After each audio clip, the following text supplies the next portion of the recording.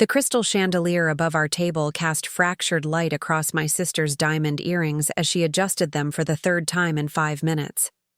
Madison always did that when she was about to say something cruel.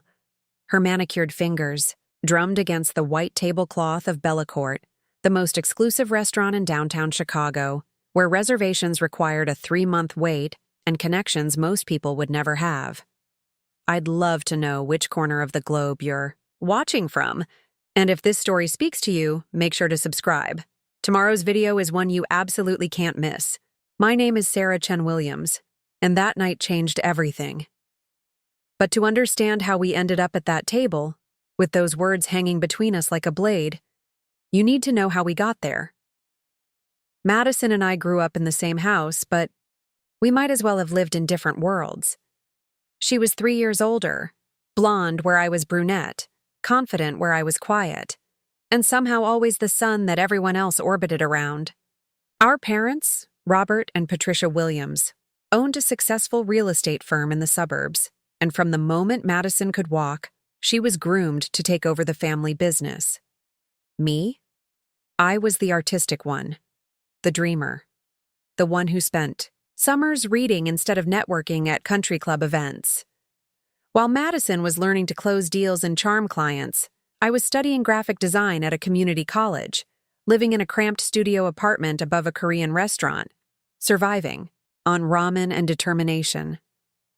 The disparity between our lives had grown exponentially over the years. Madison drove a white BMW convertible, lived in a penthouse downtown, and wore designer clothes like Armour. Her Instagram was a carefully curated gallery of success: charity galas, exotic vacations, business meetings with politicians and celebrities. She had inherited not just our parents' business acumen, but their entire network, their resources, their unwavering belief that she could do no wrong. I drove a 15-year-old Honda Civic with a cracked windshield and a radio that only worked when it rained. My apartment was 300 square feet of peeling paint and questionable plumbing. But I was building something too, even if nobody could see it yet. For 2 years, I'd been working on a digital marketing agency from my kitchen table. Late nights turned into early mornings as I taught myself social media strategy, web design, content creation, everything I needed to help small businesses compete in a world dominated by companies like my family's. I'd managed to scrape together a handful of clients: a local bakery, a vintage clothing store, a family-owned restaurant, but barely enough to cover rent and groceries. Madison knew about my struggles, but only in the abstract way someone knows about distant tragedies. She'd occasionally transfer $50 to my account with messages like, "Get yourself something nice," or "Treat yourself to a real meal for once." The money always came with invisible strings attached, reminders of her generosity, proof of my dependence, evidence that I was still the little sister who needed saving. Our parents had stopped asking about my business months ago. During family dinners, the conversation inevitably shifted to Madison's latest triumph: a $1 million listing, a new corporate client, an award from the Chamber of Commerce. When they did acknowledge my presence, it was with the kind of patronizing encouragement reserved for children's finger paintings. "That's nice, sweetie. Still playing with your little websites?" The invitation to Bellacourt came out of nowhere. Madison called me on a Tuesday afternoon while I was editing a promotional video for the bakery, squinting at my laptop screen in the dim light of my apartment. "Sarah, are you free Friday night?" Her voice had that particular lilt she used when she was about to do something she considered magnanimous. Probably. "Why?" "I'm taking you to dinner. Bellacourt. 8 o'clock. Wear something nice." I nearly dropped my phone. Bellacourt wasn't just expensive, it was legendary. The kind of place where celebrities proposed and politicians made deals. The kind of place where a single meal could cost more than my monthly rent. "Madison, I can't afford my treat, obviously. I just closed the Henderson account. You know, that tech billionaire who wanted the entire 40th floor of the Millennium Tower? Anyway, I'm celebrating, and I thought it would be nice to include you." Including me. like I was a charity case she was graciously acknowledging. But I was curious, and honestly, I was hungry. I'd been living on dollar store pasta for 2 weeks, saving every penny for a new computer that could handle the video editing software I desperately needed. Okay. Thank you. That's really generous. Don't mention it. Just try to look presentable. All right? This place has standards.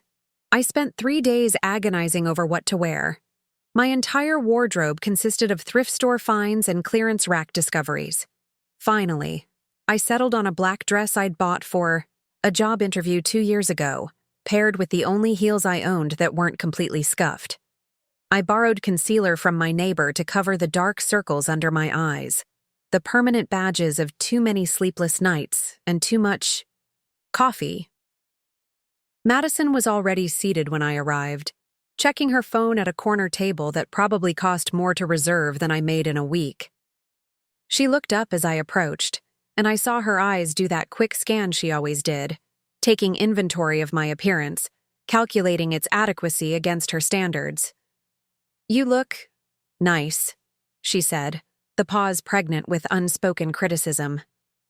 "I ordered wine. Hope you're not driving that little car of yours."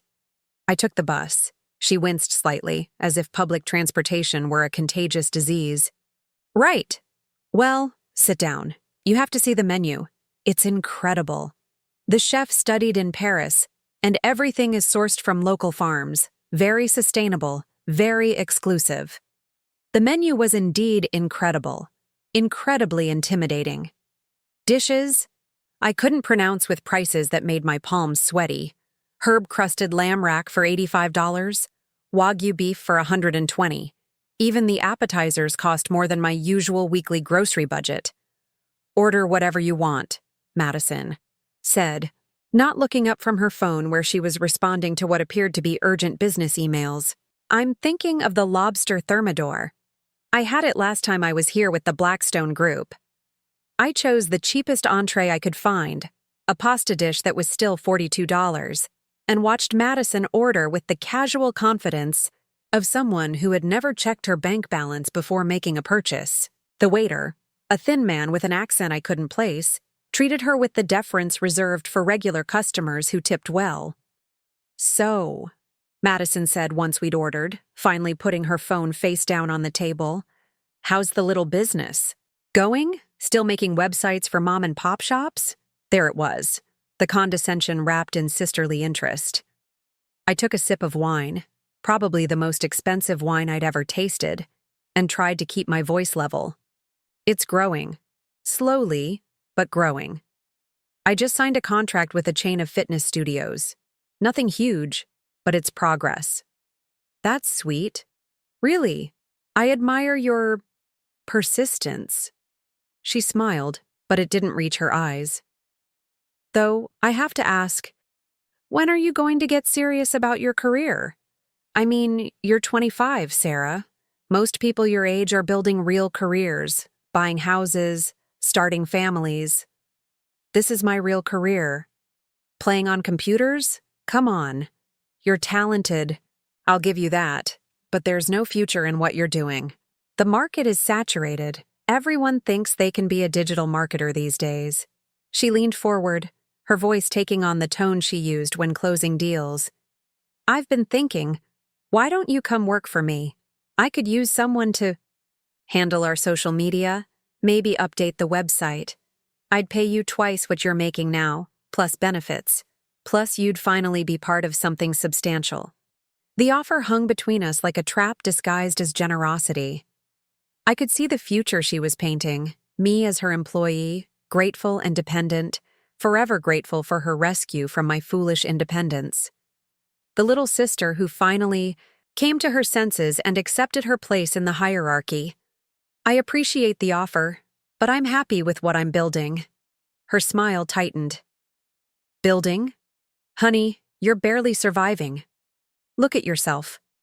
When's the last time you bought new clothes? When's the last time you went to a salon? You're living like a college student, and for what? So you can pretend to be an entrepreneur?" "I'm not pretending anything. I have clients. I have contracts. I'm growing. You're delusional." The words came out sharper than she'd intended, and she glanced around to make sure no one had heard. "I'm sorry, that came out wrong. I just worry about you. We all do. Mom called me last week asking if you were eating enough, if you needed money. It's embarrassing." "Embarrassing for who?" "For the family. Do you think it looks good when people ask about you and I have to explain that you're still finding yourself? Or whatever? The daughter of Robert Williams living in some slum, riding the bus, shopping at thrift stores?" Her voice was rising, slightly, and she caught herself, smoothing her expression back into something more socially acceptable. The food arrived before I could respond, giving us both a moment to recalibrate. The pasta was incredible, complex flavors I'd never experienced, ingredients that probably cost more per ounce than my monthly phone bill. But it tasted like ash in my mouth as Madison's words echoed in my head. "I'm not saying this to be mean," she continued once the waiter had left. "I'm saying it because I love you, but you need to face reality. This little dream of yours isn't working. You're 25, and you have nothing to show for it except debt and stubbornness. I have clients who depend on me. I have work that matters." "Work that matters," she laughed, a sound like breaking glass. "You make flyers for cupcake shops. I close deals that change skylines, that create jobs, that matter to this city's economy. Can you honestly tell me that what you do has the same impact?" I set down my fork, my appetite completely gone. Different things matter to different people. A lot of love and effort went into bringing this story to life. If you're enjoying it, we'd be so grateful if you'd subscribe to our channel. Now, back to where we left off. Not in the real world, they don't. In the real world, success is measurable. It's bank accounts and assets and the ability to take care of yourself without relying on other people's charity. She gestured around the restaurant. "Do you think you'll ever be able to afford a place like this on your own? Do you think you'll ever be able to take someone else out for a meal like this?" The question hung in the air like a challenge. I looked around at the other diners, well-dressed couples, sharing expensive wine, business associates making deals over dessert, families celebrating milestones I couldn't imagine affording. Madison was right about one thing. I couldn't see myself ever belonging in a place like this. But that didn't mean I was wrong for trying to build something different. "Maybe not," I said quietly. "But maybe that's okay. Maybe there are more important things than being able to afford the most expensive restaurant in the city." "Like what? Integrity? Artistic fulfillment?" She rolled her eyes. "Those are luxuries, Sarah. Luxuries you can afford once you've secured your basic needs, and you haven't. You're drowning, and you're too proud to grab the life preserver I'm throwing you." The rest of the meal passed in uncomfortable silence. Madison made small talk about mutual acquaintances, about family gossip, about her upcoming vacation to Monaco. I nodded and smiled, and felt like I was watching the conversation from outside my body. When the check came, she didn't even glance at it before sliding her black American Express card across the leather folder. The waiter processed it with practiced efficiency, returning with a receipt that Madison signed with a flourish. "Thank you for dinner," I said as we stood to leave. "It was really generous of you." "Of course. Maybe next time we can celebrate your new job with the family firm." She smiled and kissed my cheek, leaving behind the faint scent of her expensive perfume. "Think about what I said, okay? The offer stands, but not forever. Eventually, I'll even get tired of watching you struggle." I took the bus home through the rain, watching the city lights blur past the fogged windows. My reflection stared back at me, 25 years old, dark circles under my eyes, wearing a dress that had seen better days. Maybe she was right. Maybe I was delusional. Maybe I was embarrassing the family with my stubborn refusal to accept reality. But as I climbed the stairs to my tiny apartment, passing the Korean restaurant where the owner's grandmother always waved at me through the window, I felt something harden in my chest. It wasn't anger, exactly. It was something quieter but more dangerous. Determination. Because Madison was wrong about one thing. I wasn't drowning. I was treading water, building strength, learning to swim in depths she'd never had to navigate. And someday, somehow, I was going to prove that success couldn't be measured solely in designer handbags and expensive meals. I just didn't know yet how dramatically that someday would arrive, or how completely it would change everything between us. 3 months after that dinner at Bellacourt, I was surviving on exactly $17.43. I'd counted it twice, spreading the crumpled bills and loose change across my kitchen table like some pathetic treasure hunt. The number hadn't changed since the first count. My laptop had finally given up the fight. The screen flickered constantly now, making video editing impossible, and the battery died every 20 minutes. I'd been putting off the inevitable replacement for weeks, hoping one of my outstanding invoices would come through. But the bakery had closed suddenly, family emergency, and the vintage shop was 3 months behind on payments. The fitness studio contract, the one I'd mentioned so proudly, to Madison, had evaporated when they decided to hire their nephew instead. Apparently, keeping marketing in the family was more important than the proposal I'd spent 40 hours perfecting. I was sprawled on my couch, laptop balanced precariously on my knees, trying to finish a website for a small law firm when my phone buzzed. "Mom? Sarah, honey, how are you?" Her voice had that carefully modulated tone she used when she was fishing for information to report back to Madison. "I'm fine, Mom. Just working."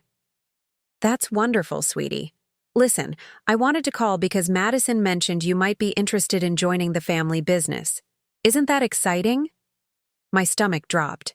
Madison had already started the narrative, painting my potential surrender as my own idea. Classic. She mentioned it, but I'm really focused on my own company right now. A pause. "Your own company?" "Oh, sweetie, that's still happening?" The way she said it made it sound like a childhood phase I should have outgrown by now, like playing dress-up or believing in Santa Claus. "Yes, Mom, it's still happening." "Well, of course, and that's admirable. But maybe it's time to think practically. Madison says she could really use your help, and the salary she's offering is quite generous. Your father and I have been talking, and we think it might be the perfect opportunity for you to get back on your feet." Get back on my feet. As if I'd ever been standing in the first place. "I appreciate everyone's concern, but I'm exactly where I want to be." "Are you, though? Because Mrs. Henderson mentioned seeing you at the grocery store using coupons, and she seemed worried about you. She said you looked thin." Mrs. Henderson, one of Mom's bridge club friends, and apparently the neighborhood surveillance committee. I'd been carefully tracking every grocery expense for months, clipping coupons and buying generic brands because every dollar mattered. But to Mrs. Henderson's eyes, this was probably evidence of tragic decline rather than simple financial responsibility. "I'm fine, Mom. Really. I know you think you are, but sometimes we can't see our own situation clearly. Your father and I just want what's best for you. And if Madison is offering you a real opportunity, what's best for me is building something meaningful on my own terms." Another pause, longer this time. "Sweetheart, sometimes our terms aren't realistic. Sometimes we have to accept help from people who love us." The conversation continued for another 10 minutes, Mom cycling through various versions of the same argument while I provided increasingly tired responses. By the time I hung up, I felt like I'd been emotionally waterboarded. 20 minutes later, Madison called. "Mom says you're still being stubborn about the job offer." "I'm not being stubborn. I'm being consistent." "Same thing in this case. Sarah, I need you to listen to me. Really listen. I drove past your building yesterday on my way to a client meeting. Do you know what I saw? Homeless people sleeping in the doorway next to your apartment entrance. The windows on the second floor are boarded up. There's graffiti on the side wall. you're living in a slum. It's not a slum, it's an affordable neighborhood. Affordable. Because it's dangerous. Because no one with options would choose to live there. I've been patient. I've been supportive. But I can't watch you destroy your life out of misplaced pride. I'm not destroying anything. I'm building something. With what money? With what resources? Sarah, be honest with me. When's the last time you had a full client roster? When's the last time you made enough to actually save money instead of just surviving paycheck to paycheck? I couldn't answer because she was right. I hadn't had a full client roster in months, and I couldn't remember the last time I'd been able to put money aside for the future. That's what I thought, Madison continued. Look, I'm going to make this simple for you. The offer expires Friday. If you want the job, it's yours. If you don't, then I'm done trying to help you. I can't keep watching you fail and pretending. It's noble. And if I don't take it, then you're on your own, completely. No more family dinners where we all pretend your business is successful. No more emergency loans when your rent is late. No more safety net. You want to be independent? Then be independent. The line went dead. I sat there holding my phone, staring at the crack that ran diagonally across my apartment's ceiling, a crack that had been growing wider each month like a slow-motion earthquake. The ultimatum wasn't really about the job. It was about accepting my place in the family hierarchy, acknowledging that Madison's path was the right path, the only path. For the next 3 days, I barely slept. I kept running the numbers in my head, calculating how long I could survive on my remaining money, how many clients I'd need to get back to stability, how many months of perfect execution it would take to build something substantial. The math was brutal. Thursday night, I was editing a promotional video for a pet grooming service, a last-minute job that paid just enough to cover my phone bill, when my laptop finally died completely. The screen went black mid-sentence, and no amount of button pressing or desperate pleading could resurrect it. I sat in the dark for a long time, listening to the sounds of the city filtering through my thin walls. Sirens in the distance. The couple upstairs arguing about money. The elderly man next door is coughing through the walls that might as well have been made of paper. This was my life. This was what I was fighting so hard to preserve. At 3 a.m., I found myself walking through my neighborhood, past the 24-hour laundromat where teenagers hung out smoking and playing music from Bluetooth speakers, past the corner store with the bulletproof glass and the owner who always watched customers with suspicious eyes, past the empty lot where someone had dumped an old refrigerator that had been sitting there for months. Madison was right about the homeless population. There were more people sleeping in doorways than there had been when I'd first moved here 2 years ago. The graffiti was spreading too, creeping up the sides of buildings like urban ivy. But there were other things Madison hadn't noticed, like Mr. Kim from the Korean restaurant, who saved leftover rice for me when he knew I was struggling. Like Mrs. Rodriguez from the bodega, who let me pay for groceries in installments when my money ran short. Like the teenager from the laundromat who'd helped me carry my broken laptop up 3 flights of stairs when the elevator was broken. These people knew my name. They asked about my work. They celebrated small victories with me and commiserated over setbacks. In Madison's world of corporate networking and strategic relationships, did anyone actually care about her as a person? Or just what she could do for them? Friday morning arrived gray and cold. I sat at my kitchen table with my phone in my hand, Madison's number on the screen, cursor hovering over the call button. The smart move was obvious. Take the job, accept the salary, move to a better apartment, buy new clothes, rejoin the family fold as the prodigal daughter who'd finally come to her senses. I could see the future stretching out in front of me, comfortable, secure, predictable. Madison's employee, mom and dad's success story, the sister who'd been saved from her own poor judgment. My finger moved toward the call button, then I stopped, because somewhere in the back of my mind, I could hear my old design professor, Dr. Martinez talking about creative integrity. "The work you make when you're desperate," he'd said. "When you have nothing left to lose, that's when you discover what you're really made of." I was desperate. I had nothing left to lose, but I also had nothing left to prove to them. I deleted Madison's number from my recent calls and opened my laptop's successor, a borrowed tablet from my neighbor that barely had enough processing power to run basic software. I started typing, not a surrender email, not an acceptance of Madison's offer, a business plan.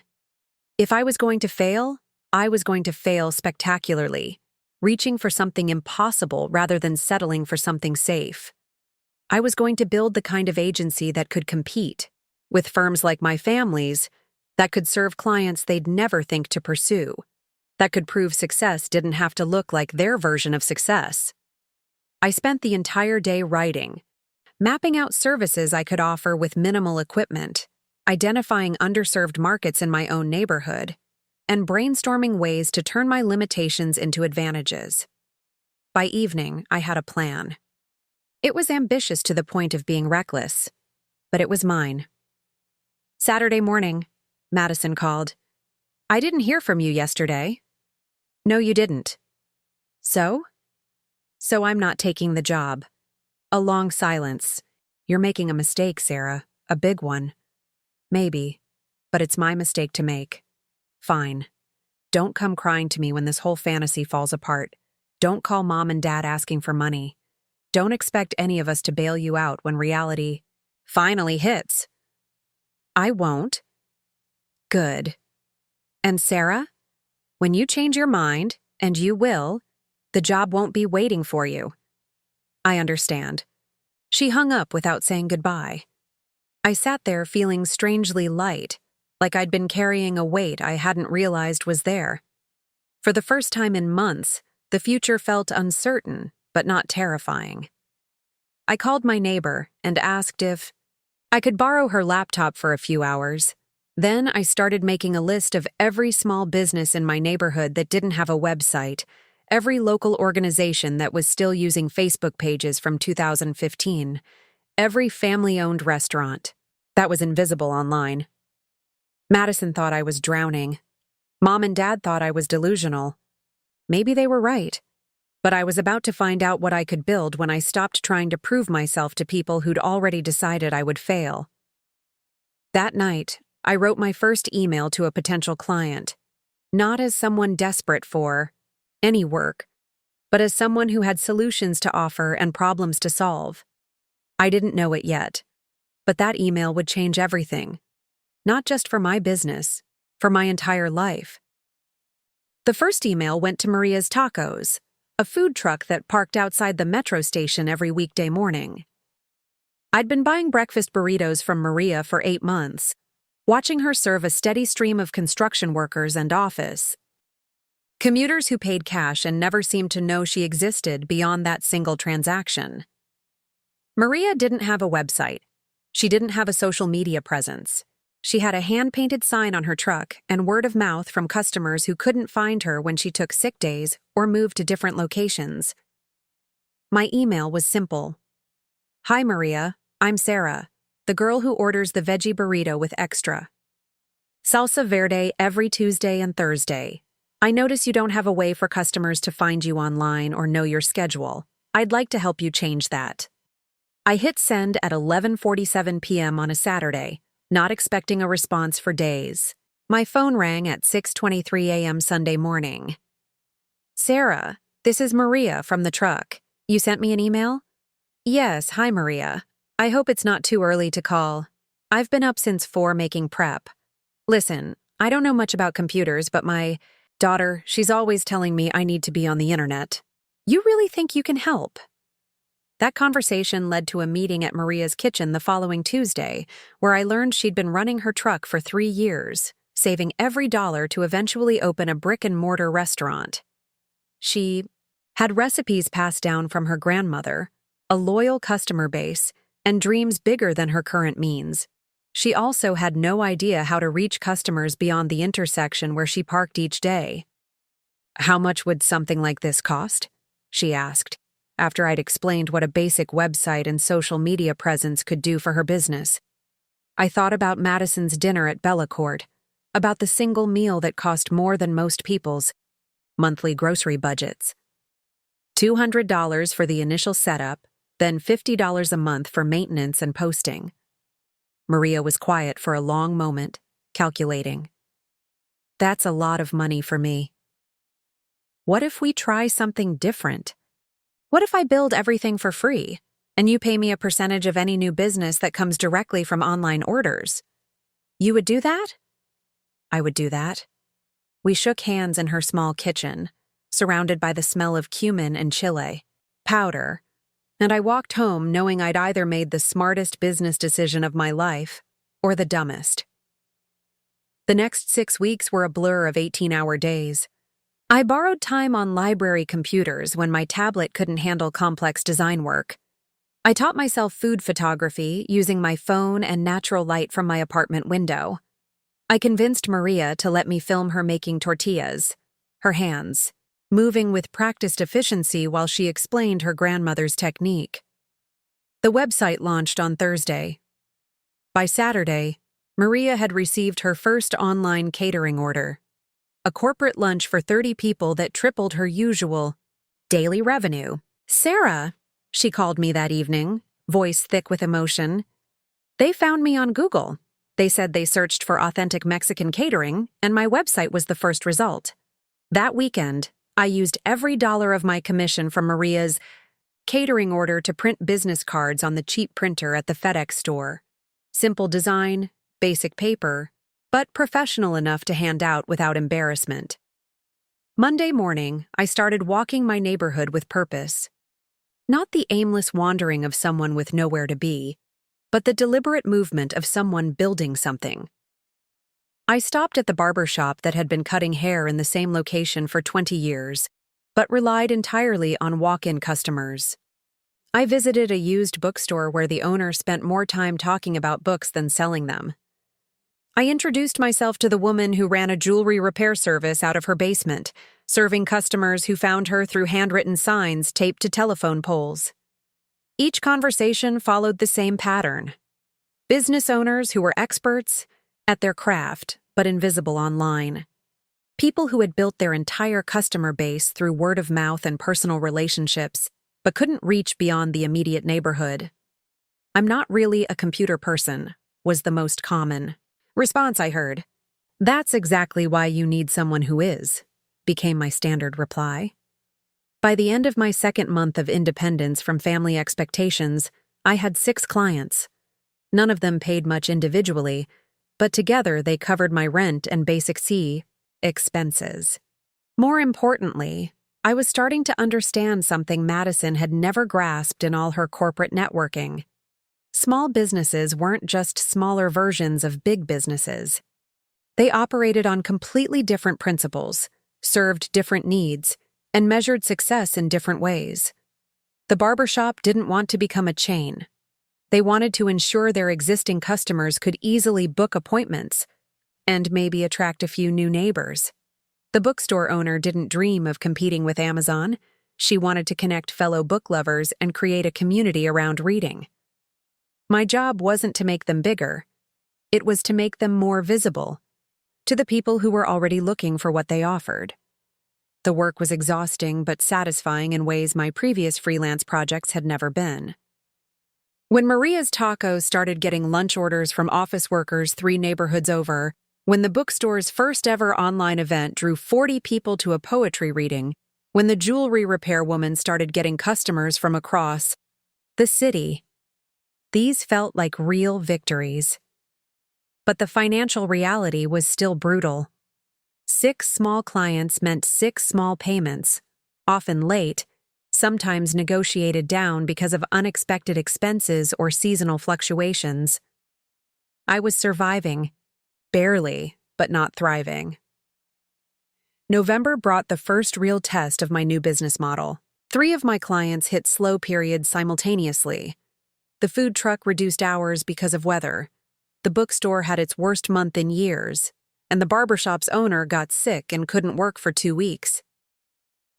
I spent Thanksgiving alone, In my apartment, eating ramen while calculating how many days I could survive on my remaining savings. The number was smaller than comfortable, but larger than terrifying. That Friday, I got a text from Madison. "Hope you had a nice holiday. Mom says you didn't come to dinner. Is everything okay?" I stared at the message for a long time before responding. "Everything's fine, just working." "On Thanksgiving? The internet doesn't take holidays." She didn't respond. The following Monday, I made a decision that would change everything. Instead of continuing to chase individual small business clients, I was going to think bigger. Not Madison bigger, but Sarah bigger. I'd noticed something during my neighborhood walks. The small businesses I'd been working with weren't isolated from each other. They formed an ecosystem. Maria's customers often walked to the bookstore after lunch. The barbershop clients frequently stopped at the bodega next door.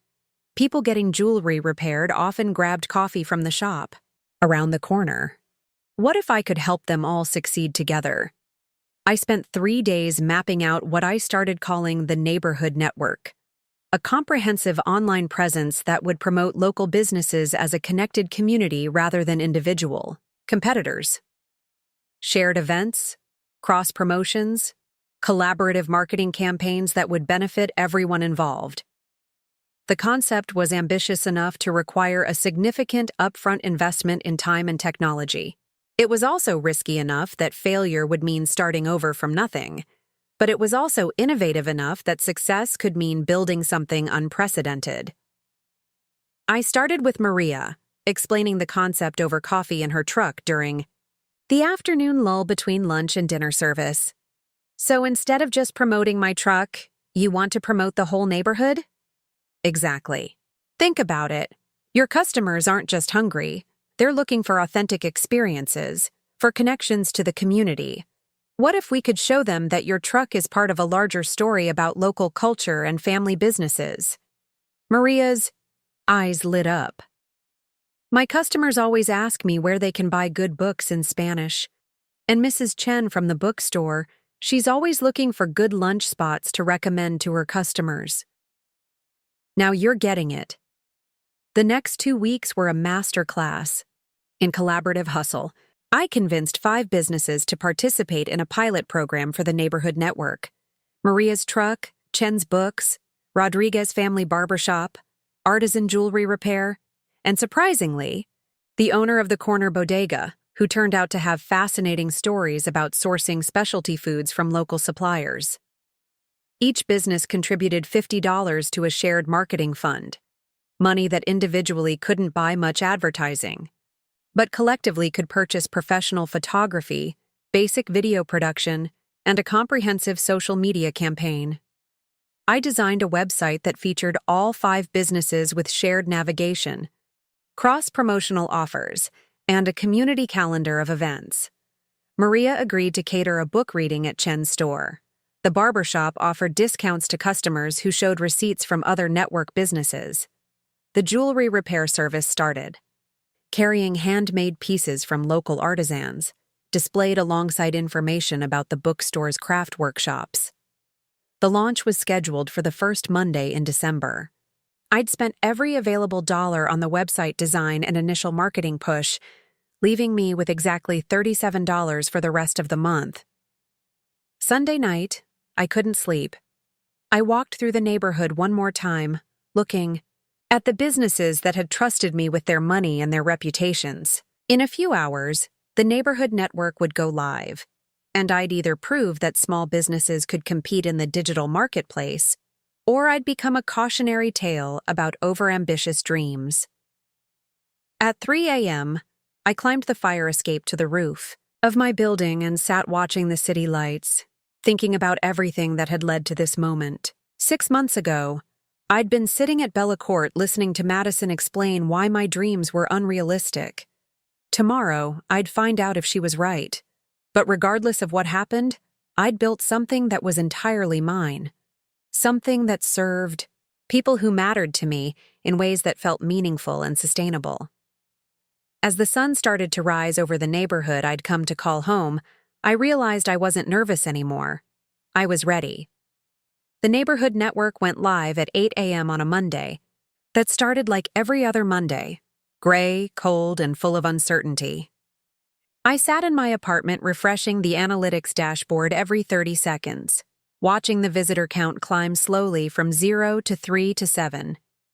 By noon, we had 47 website visits and exactly 0 sales. I tried not to panic. Digital marketing wasn't magic. Results took time. But watching those numbers stagnate while knowing I'd invested the last of my savings into this experiment felt like watching water slowly fill a sinking boat. At 2 p.m., my phone rang. Maria, Sarah, something's happening. I just had 3 people show up with printouts from the website asking about the Tuesday special that's listed online. But I don't have a Tuesday special. I'd created a rotating daily specials calendar for the website, suggesting different menu combinations to encourage repeat visits throughout the week. That's the point, Maria. You do now. What do you have ingredients for? Well, I made extra carnitas this morning, and I've got fresh pineapple. Perfect. Carnitas and pineapple tacos, Tuesday special, 2 for $8. Can you make that work? I can make that work. By 5 p.m., Maria had sold out of carnitas. The bookstore had 3 new customers asking about the Spanish language section featured on the website. The barber shop had 2 appointment requests through their new online booking system. Small victories, but victories nonetheless. Wednesday brought the first real surprise. I was updating the community calendar when my phone buzzed with an email notification from someone named David Chen, no relation to the bookstore owner, who identified himself as a food blogger for the Chicago Tribune. Hi, Sarah. I came across the Neighborhood Network website while researching local food scenes. The collaborative approach is really interesting. Would you be available for a brief interview about the project? I read the email 3 times before it sank in. The Chicago Tribune, one of the city's major newspapers, wanted to interview me about my work. I called back within the hour, trying to keep my voice steady while David explained that he'd been assigned to write a feature about innovative approaches to local business marketing. Someone had shared the Neighborhood Network link in a Facebook group for small business owners, and it had caught his attention. What's unusual about your model, he said, is that you're treating hyperlocal businesses as a community ecosystem rather than individual competitors. Can you tell me how you developed this approach? For the next 40 minutes, I explained the concept, the challenges, and the early results.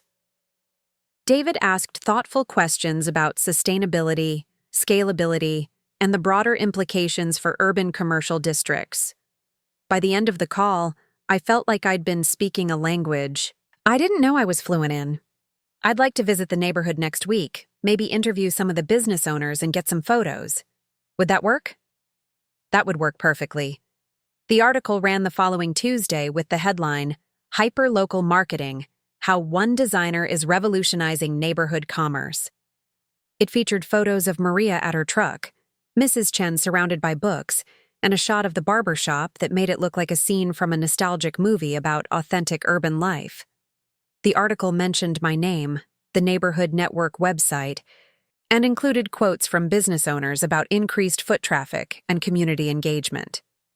It painted a picture of sustainable local commerce that felt both innovative and timeless.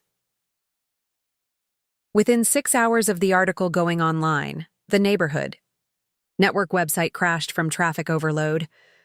The most satisfying part wasn't the validation or the financial opportunities, it was the realization that I'd been right about something fundamental. Success didn't have to look like my family's version of success to be real, meaningful, and valuable. I opened a new document and started typing the proposal for the Small Business Development Center contract. For the first time in months, I wasn't writing to survive. I was writing to scale. And somewhere in the back of my mind, I was already imagining the look on Madison's face when she realized that her little sister's delusional dreams had become front-page news. The Small Business Innovation Conference was held at the Marriott downtown, 3 blocks from where I used to catch the bus to my old neighborhood. I stood in the hotel lobby at 7 a.m., watching attendees stream through the revolving doors, city officials in sharp suits, business owners clutching branded folders, consultants with the kind of confident stride that spoke of billable hours, and expense accounts. 6 months ago, I would have felt like an imposter in this crowd. Today, I felt like exactly what I was, someone who'd built something worth talking about. My presentation was scheduled for 10 a.m., the opening keynote slot, that James Mitchell had described as setting the tone for the entire conference. I'd spent weeks preparing, but not in the way I'd prepared for pitches in my freelancing days. This time, I wasn't trying to convince anyone of anything. I was simply planning to tell the truth about what worked and why. At 9:45, James found me, backstage, grinning like someone who'd made a very good bet. "Sold out," he said. We had to move to the larger ballroom and live stream to 2 overflow rooms. The registration list reads like a who's who of Midwest economic development. No pressure. Actually, there is pressure, but it's the good kind. The kind that comes when you're about to change how an entire industry thinks about community engagement. I walked onto the stage to an audience of 400 people, plus whoever was watching the live stream. The lighting was professional, the sound system crystal clear, and for a moment, I thought about Maria's food truck, where this whole journey had started with a conversation over breakfast burritos. "My name is Sarah Chen Williams," I began, "and 18 months ago I was living on $17.43. The opening line got their attention. I could see people leaning forward, pens poised over notebooks, phones recording. From the front rows, I told them about the neighborhood network, but not as a business case study. I told it as a story about seeing possibilities where others saw problems, about building trust with people who'd been overlooked by traditional economic development strategies, about the difference between extracting value from communities and creating value within them. The small businesses in my neighborhood weren't failing because they lacked ambition or skill, I explained. They were invisible because the systems designed to promote local commerce were built for businesses that already had resources, connections, and marketing budgets. I showed before and after photos of Maria's truck, the bookstore, the barbershop. The before images looked exactly like what they were, small, struggling businesses serving local customers. The after images showed the same businesses, but with lines of customers, professional signage, and the kind of energy that comes from being part of something larger than yourself. Traditional business development focuses on recruitment, bringing new businesses into communities. The neighborhood network model focuses on recognition, helping existing businesses reach their full potential. The questions afterward were sharp and insightful. A city planner from Detroit wanted to know about scalability across different economic demographics. An economic development director from Milwaukee asked about measuring community impact beyond simple revenue metrics. A venture capitalist from Minneapolis wondered about the investment potential in hyperlocal marketing platforms.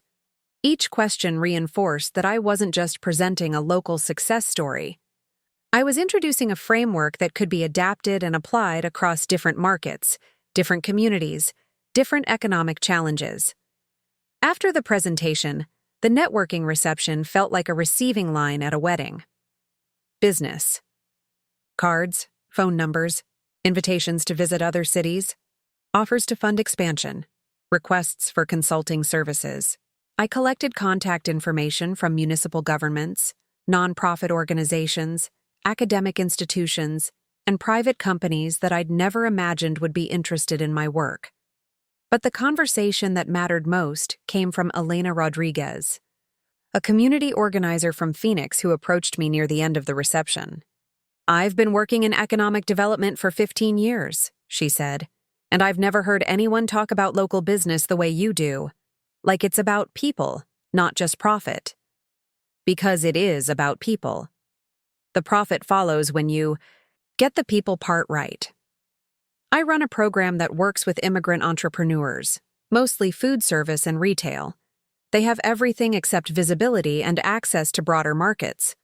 Would you consider consulting on a pilot program? We talked for another hour about the challenges facing immigrant business owners, the cultural barriers to traditional marketing approaches, and the potential for community-based networks to create economic opportunities for people who'd been systematically excluded from mainstream business development resources. By the time I left the conference, I had a notebook full of potential projects, partnerships, and possibilities that extended far beyond anything I'd imagined when I first started working with Maria's food truck. The flight home gave me time to process what had happened. In the space of a single presentation, I'd gone from being a local success story to being recognized as someone with solutions to problems facing communities across the country. More importantly, I'd realized that the work I'd been doing wasn't just about building websites or managing social media campaigns. It was about economic justice, about ensuring that entrepreneurial talent wasn't wasted simply because it came from people without connections or capital. The plane descended over Chicago as the sun was setting, and I could see the sprawl of neighborhoods spreading out from downtown like a web of possibilities. Somewhere down there, Maria was closing her truck after another successful day. Mrs. Chen was locking up the bookstore after a community event.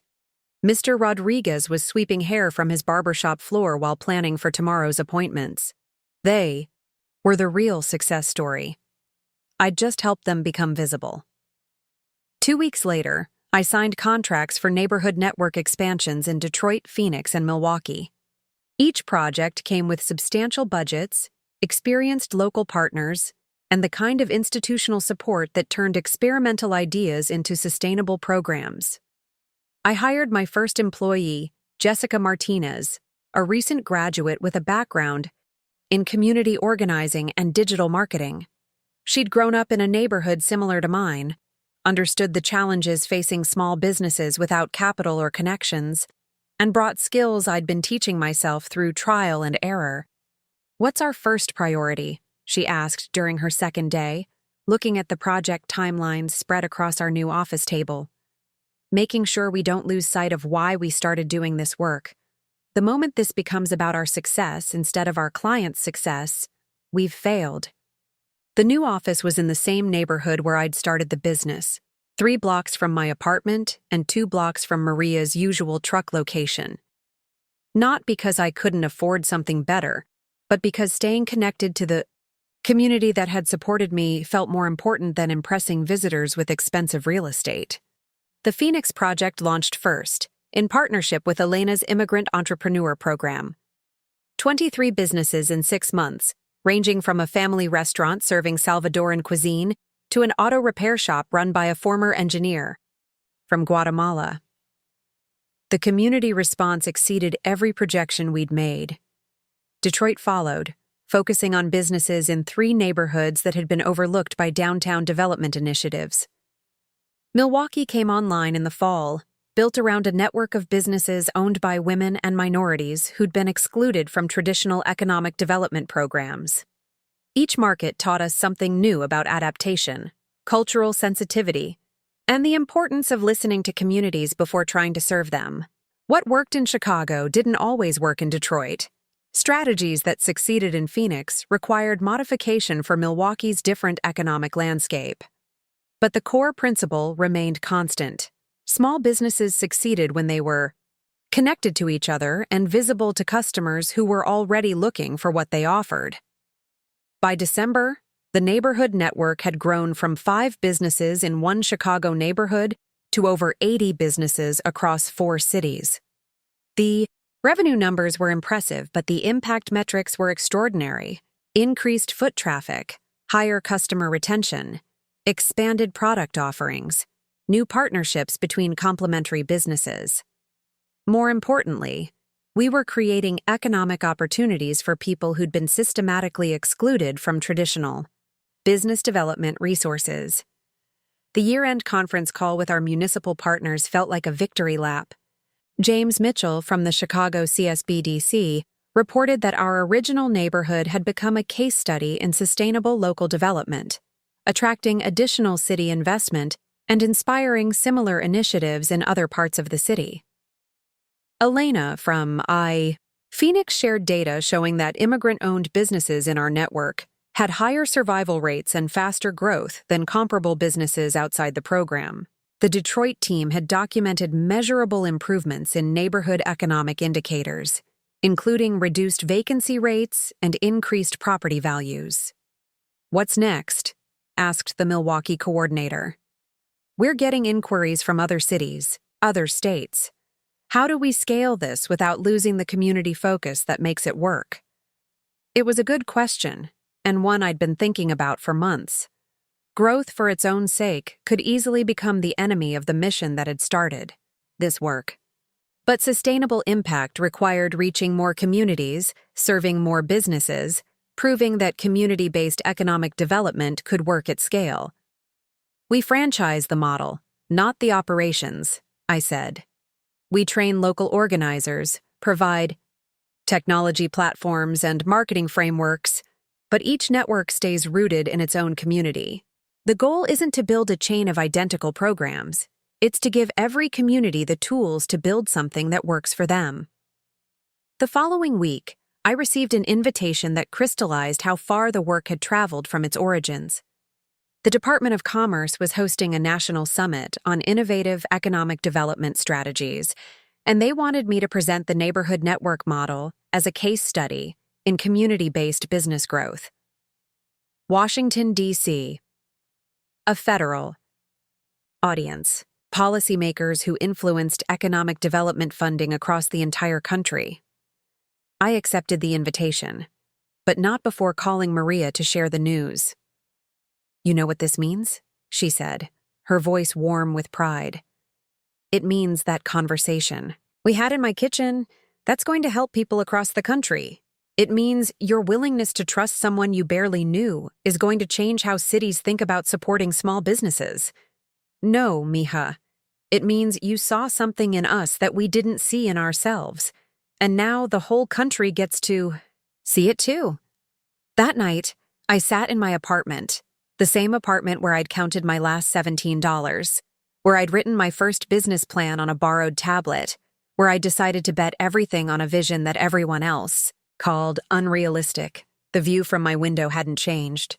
I could still see the Korean restaurant, the bodega, the barbershop that had become the center of a network spanning multiple states. But my understanding of what was possible from this place, with these people, had expanded beyond anything I could have imagined. In 3 weeks, I'd be standing in front of federal policymakers, presenting work that had started with helping one food truck owner reach customers beyond a single intersection. And somewhere in the back of my mind, I was already wondering whether Madison had seen any of the news coverage. The phone call came on a Tuesday morning while I was reviewing proposals for neighborhood network expansions in Portland and Austin. Jessica was in the conference room with 3 potential hires, and I was enjoying the quiet productivity of having actual employees to delegate to when my personal phone rang with a number I hadn't seen in over a year. "Madison." I stared at the screen for 3 rings before answering, curiosity winning over caution. "Hello, Madison." "Sarah." Her voice was different, less commanding, more careful. "I saw the article in Crain's Chicago Business about your company being selected for the Federal Economic Development Initiative. Crain's had run a feature the previous week about Chicago businesses chosen to participate in the Department of Commerce Summit. My photo was on the cover alongside 5 other entrepreneurs whose work was being recognized as innovative models for sustainable local economic growth. You did. I also saw the piece in the Tribune about your expansion into 4 cities, and the Inkwell magazine interview about community-based business development. She'd been following my work. For months, apparently, tracking my progress through the same business publications she read for her own industry insights. "Okay," a pause. "I wanted to congratulate you. What you've built is impressive. Thank you." Another pause, longer this time. I also wanted to apologize. Those 4 words hung in the air between us like a bridge I wasn't sure I wanted to cross. Madison didn't apologize. In 30 years of being her sister, I could count on one hand the number of times she'd admitted being wrong about anything. For what, specifically? For not seeing what you were trying to do. For treating your business like it was a hobby instead. Of recognizing that you were solving real problems in ways I didn't understand. I waited for the qualifier, the subtle shift that would turn her apology into a backhanded compliment, or a way to redirect the conversation toward her own interests. But it didn't come. I've been thinking about our dinner at Bellacourt, she continued. About the things I said. I was wrong, Sarah. Not just about your potential for success, but about what success should look like. What changed your mind? A client of mine, actually. Patricia Blackstone from Blackstone Development. She mentioned working with you on the Lincoln Park project and said you were the most innovative community engagement specialist she'd encountered in 20 years of development work. When I told her you were my sister, she looked at me like I was an idiot for not knowing that. Patricia Blackstone. The woman who'd approached me at Maria's food truck had become a regular partner, collaborating on 3 different mixed-use developments that prioritized local businesses over national chains. She said you turned down a 7-figure consulting contract because it would have required you to work exclusively with luxury developments instead of continuing your neighborhood programs. Is that true? It is. Why? Because that contract would have taken me away from the work that matters to me. Money isn't the only way to measure whether something is worthwhile. A sharp intake of breath. God, you sound like Dad. What? Dad. When he talks about why he got into real estate in the first place. Before it became about profit margins and market share, he used to say he wanted to help families find homes, help communities grow. You sound like he did before he became what he is now. I'd never heard Madison talk about our father with anything resembling complexity. In her version of family history, Dad was a successful businessman who'd built something worth inheriting. The idea that she saw parallels between his original motivations and my current work was unexpectedly moving. Madison, why are you calling? Because I want to have dinner. A real dinner, not me trying to save you from yourself or prove that I was right about your choices. I want to hear about your work, understand what you've built, maybe apologize properly for being such a self-righteous idiot. Where? Wherever you want. Your choice entirely. The answer came to me immediately. Maria's Tacos, Thursday at noon. She parks outside the Harrison Street metro station. A food truck? The food truck where this all started. If you want to understand what I've built, that's where the story begins. She was quiet for a moment. Okay, I'll be there. Thursday arrived gray and windy, typical Chicago weather that made food truck dining an act of optimism. I arrived at Maria's truck at 11:45, partly to claim a spot at one of the 2 small tables she'd added for customers who wanted to sit, and partly to warn Maria that my sister was coming. The fancy sister? The one who thinks you're too poor for expensive restaurants? That's the one. Mija, are you sure about this? Because if she says something disrespectful about my food or my business, I'm going to have words with her. She won't. And if she does, you have my permission to defend yourself however you see fit. Madison arrived exactly on time, stepping out of her white BMW in a camel-colored coat that probably cost more than Maria's monthly ingredient budget. She looked around the intersection with the kind of careful assessment she usually reserved. For property evaluations, taking in the mix of construction workers, office employees, and neighborhood residents who made up Maria's regular customer base. Sarah. She hugged me, briefly but genuinely. Thank you for this. We ordered at the window. I got my usual veggie burrito. Madison studied the menu board with the concentration of someone trying to navigate unfamiliar territory before choosing carnitas tacos. While we waited for our food, I introduced her. To Maria. So you're the sister I've heard about, Maria said, looking Madison up and down with the frank assessment of someone who'd spent decades reading customers. All bad things, I'm sure. Actually, no. Sarah talks about a family dinner where nobody noticed what she was accomplishing. Sounds like my house growing up. 3 brothers and I was invisible until I started making money. Madison blinked, clearly not expecting to find common ground with a food truck owner. That's exactly what it was like. Family business. Real estate. My parents assumed I'd take over, and I did. But Sarah was always the creative one, the one who saw possibilities where the rest of us saw problems. She still is. You should see what she did for my business. I went from barely covering costs to having a waiting list for catering jobs. Our food arrived, and we sat at one of Maria's small tables, Madison balancing her tacos carefully while watching the steady stream of customers ordering lunch. "This is really good," she said, sounding surprised. "Maria's grandmother's recipe, 4 generations of refinement." "How did you know to approach her?" "I didn't approach her exactly. I was a regular customer, and I noticed she had great food, but no way for people to find her unless they happened to walk past the truck. So you offered to help. I offered to build something together. There's a difference." Madison was quiet.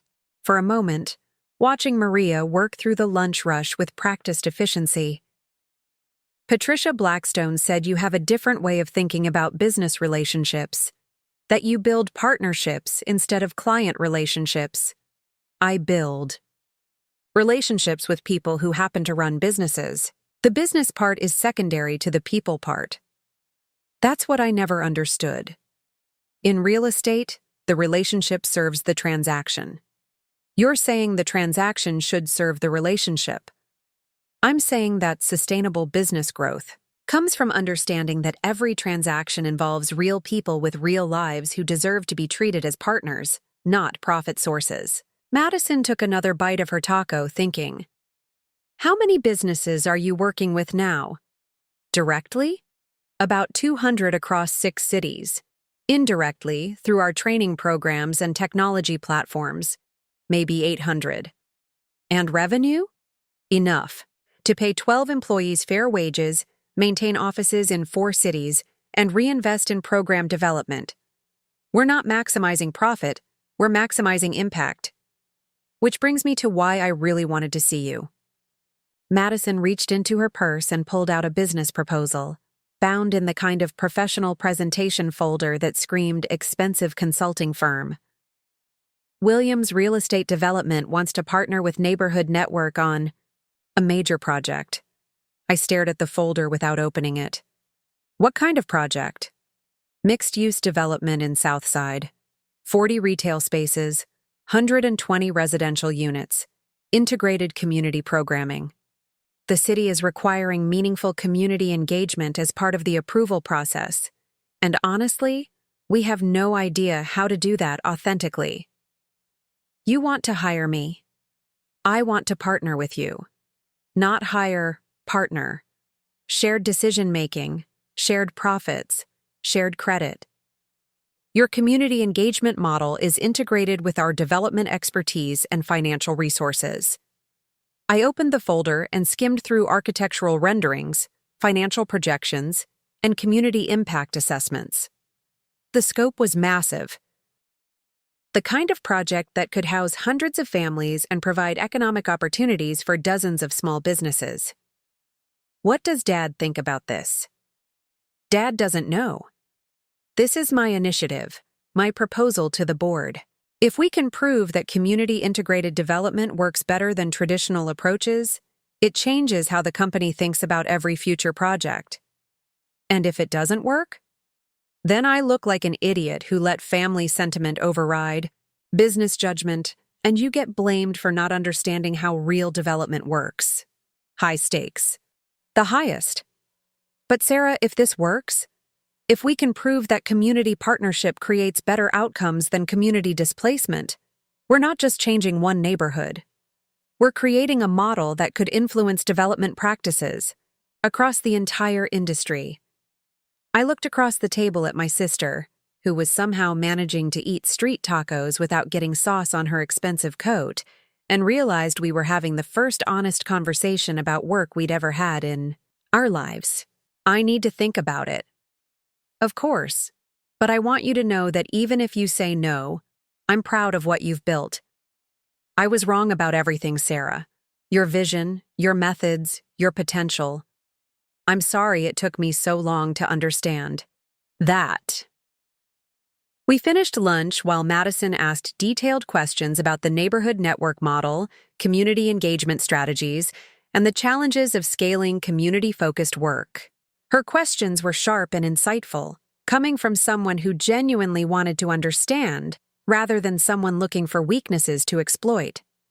As we prepared to leave, Maria approached our table with 2 containers of leftover carnitas for dinner, she said to Madison.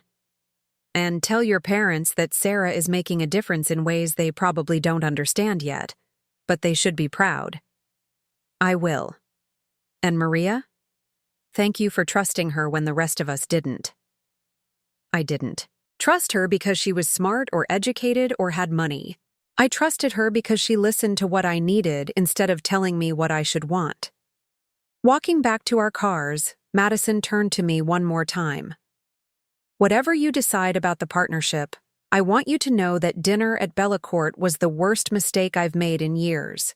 Not because it hurt your feelings, but because it almost cost me the chance to know who you really are. We all make mistakes. Some of us make mistakes. I made a choice to believe that success only looked one way, and I tried to force you into that shape instead of recognizing that you were building something completely new. She hugged me goodbye, longer this time, and drove away in her white BMW while I stood on the sidewalk thinking about how completely the conversation had defied my expectations. For the first time in our lives, Madison had seen me clearly. The question now was whether I was ready to be seen clearly by the rest of my family, and whether I was ready to risk the independence I'd fought so hard to achieve by working with people who'd spent years underestimating what I was capable of accomplishing. The Williams family dinner invitation arrived on company letterhead, formal and unexpected. Not an email or a casual phone call, but an embossed card requesting my presence at Bellacourt the following Sunday at 7 p.m. To celebrate the Southside Partnership announcement and welcome our newest collaborator to the family business, I stared at the invitation for a long time, remembering the last dinner at that same restaurant, when Madison had dismissed my dreams and demanded I accept my place in their hierarchy. Now they were celebrating my work, inviting me back as an equal, rather than a charity case. The irony was almost too perfect. The partnership with Williams Real Estate had been announced that morning in a joint press conference attended by city officials, community leaders, and business press. The Southside Integrated Development Project represented the largest community-focused development initiative in Chicago's recent history, combining affordable housing, small business incubation, and neighborhood preservation in ways that had never been attempted at this scale.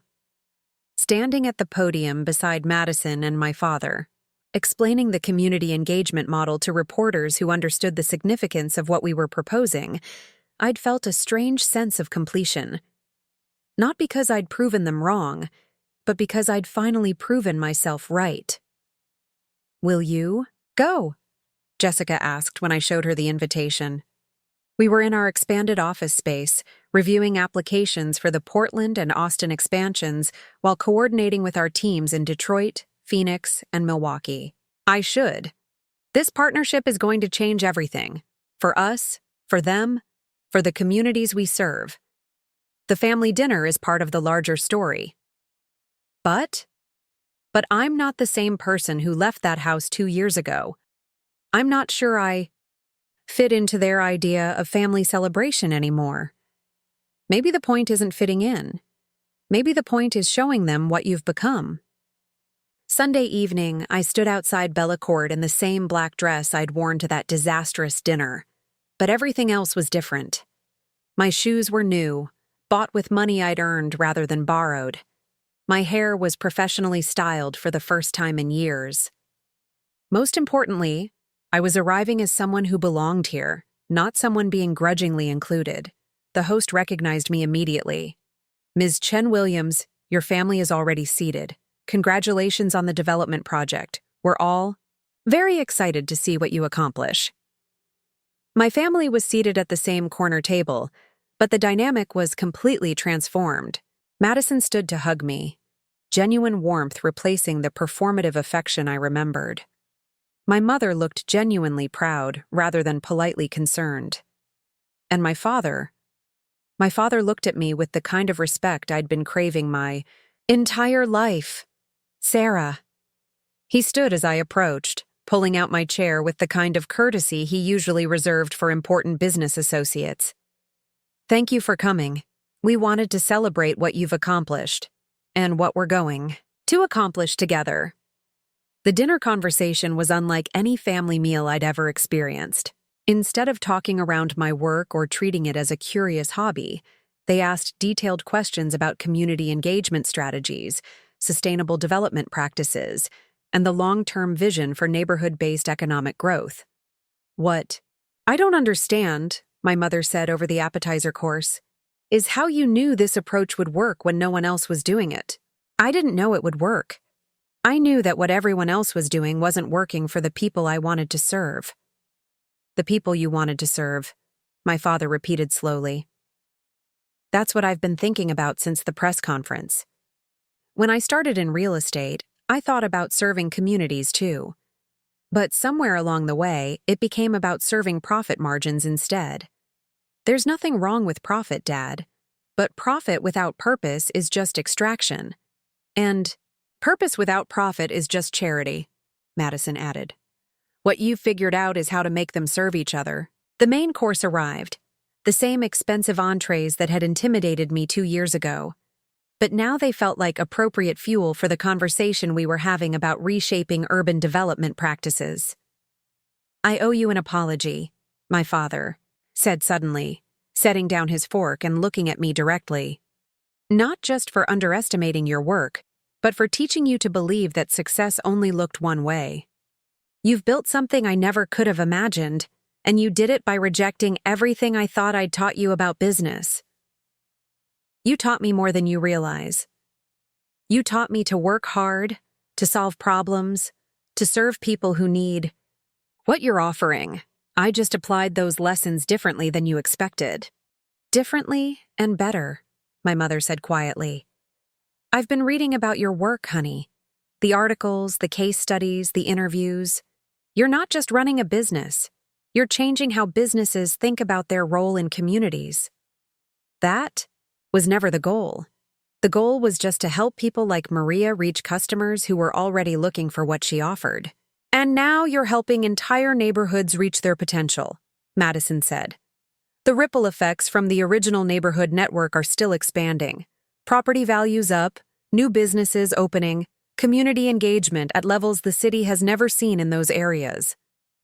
Which brings us to the real reason we wanted to have this dinner, my father said, reaching into his jacket for an envelope that looked suspiciously official.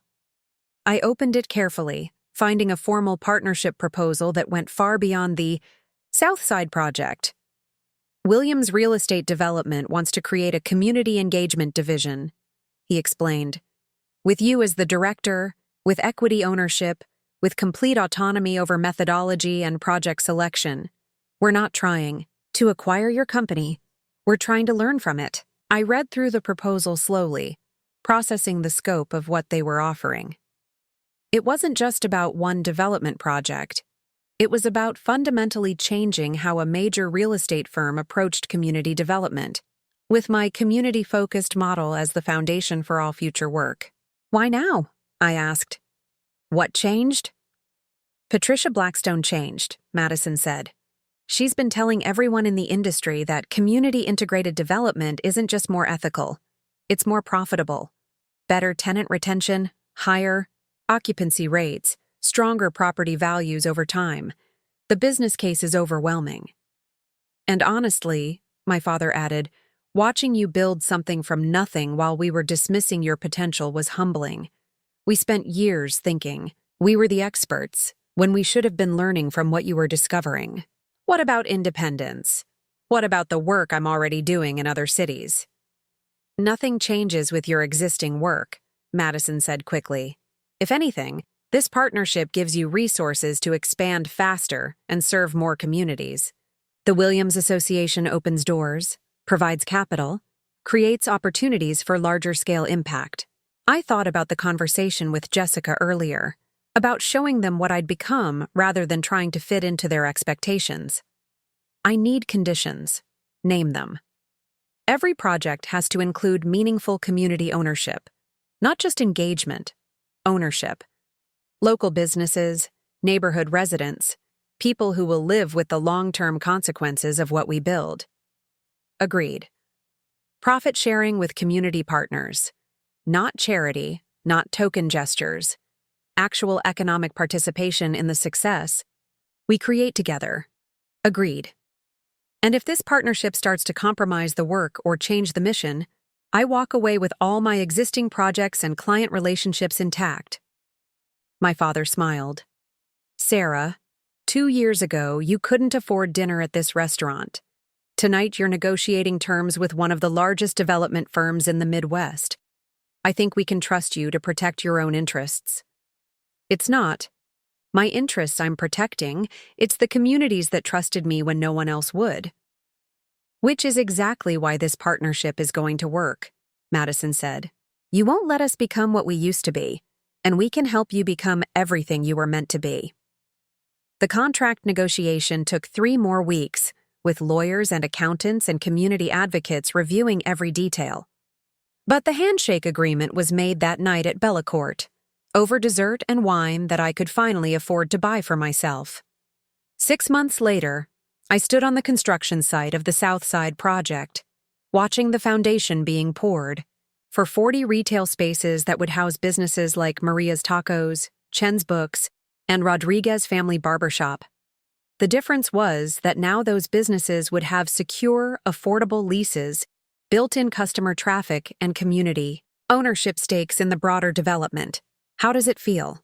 Madison asked, joining me at the observation area where we could watch the work without getting in the way, like something that should have been obvious all along. What should have been obvious? That the best way to help communities succeed is to give them the tools to help themselves, then get out of their way. The development was scheduled to open in phases over the next 18 months, with each phase including community feedback integration and adjustment periods. It wasn't just about building housing and retail space. It was about building a model for how development could strengthen communities instead of displacing them. Sarah, Maria's voice called from across the construction site. She was touring the space with her architect, planning the layout for her first permanent restaurant location. Come see where the kitchen is going to be. I walked over to where Maria stood in what would become her dream restaurant, pointing out prep areas and customer seating while her architect took notes on a tablet that was probably more powerful than the computer I'd started this whole journey with. From a food truck to this, she said, gesturing around the space that would soon be filled with the sounds and smells of her family recipes. You know what the best part is? What's the best part? I own 20% of this space, not just the restaurant, the actual building. My kids are going to inherit property in addition to recipes. That was always the point, Maria. Building something that lasts longer than any of us. That evening, I sat in my new apartment, still in the same neighborhood, but now a 2-bedroom with reliable plumbing and windows that actually closed, reviewing the latest proposals for neighborhood network expansions. The requests were coming from everywhere now. Municipal governments, nonprofit organizations, community development corporations, even other real estate firms who wanted to understand how community engagement could become community partnership. My phone buzzed with a text from Madison. Dinner tomorrow? I want to hear about the Portland project, and I promise not to tell you how to run your business.